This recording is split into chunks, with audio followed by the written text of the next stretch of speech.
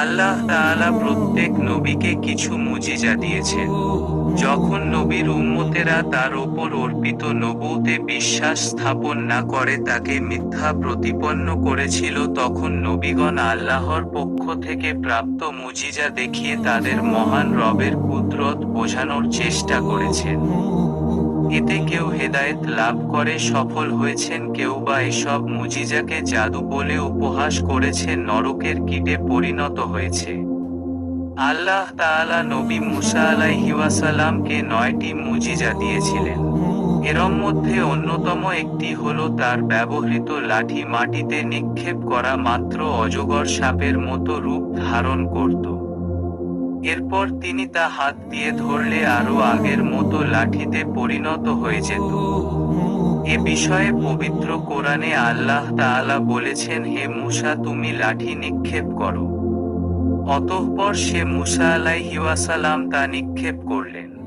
সঙ্গে সঙ্গে তা সাপ হয়ে ছুটতে লাগলো। আল্লাহ বললেন, তুমি তা ধরো, ভয় করো না, আমি এটাকে আগের অবস্থায় ফিরিয়ে দেব। সূরা তহা আয়াত 19-21। আল্লাহ তাআলা কুদরতিভাবে এই লাঠির ভেতর ঐশ্বরিক ক্ষমতা দান করেছিলেন। তিনি মুসা আলাইহিওয়াসাল্লাম কে এই লাঠি জমিনে নিক্ষেপ করতে বলেছিলেন। নিক্ষেপ করার সঙ্গে সঙ্গে লাঠিটি সাপে পরিণত হয়।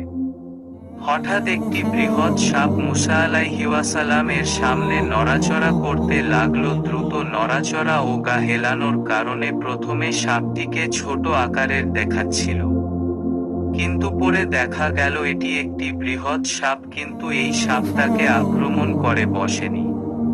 তবু লাঠির সাপ হয়ে যাওয়া এবং তার নড়াচড়া দেখে মুসা আলাইহিওয়াসাল্লাম ভয় পেয়ে যান।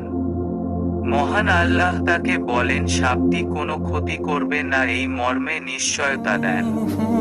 অতঃপর মহান আল্লাহ মুসা আলাইহিওয়াসাল্লামকে সাপটি ধরার নির্দেশ দেন।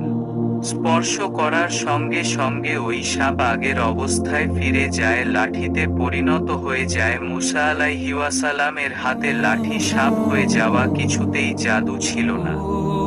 এটা ছিল মুসা আলাইহিওয়াসাল্লামের মুজিজা বা অলৌকিক ক্ষমতা। মুসা আলাইহিওয়াসাল্লামের লাঠিটি সাপের রূপ ধারণ করার ঘটনা ঘটেছিল যখন তিনি ফিরাউনকে আল্লাহর একাত্মবাদের প্রতি আহ্বান করলেন। তখন সে কোনো যুক্তিতর্ক না মেনে সরাসরি মুজিজা দেখার দাবি করতে লাগলো এবং বলল, বাস্তবেই যদি তুমি কোনো মুজিজা নিয়ে এসে থাক তাহলে তা উপস্থাপন কর, যদি তুমি সত্যবাদীদের অন্তর্ভুক্ত হয়ে থাকো।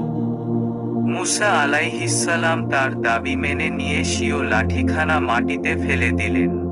আর অমনি তা এক বিরাট অজগরে পরিণত হয়ে গেল। এ ঘটনাটি ফিরাউনের রাজ দরবারে সবার সামনে সংঘটিত হয়েছিল। কিন্তু এই মুজিজা দেখার পরও আল্লাহর ওপর ঈমান আনেনি ফিরাউন, উল্টো এ ঘটনাকে জাদু বলে উপহাস করেছিল।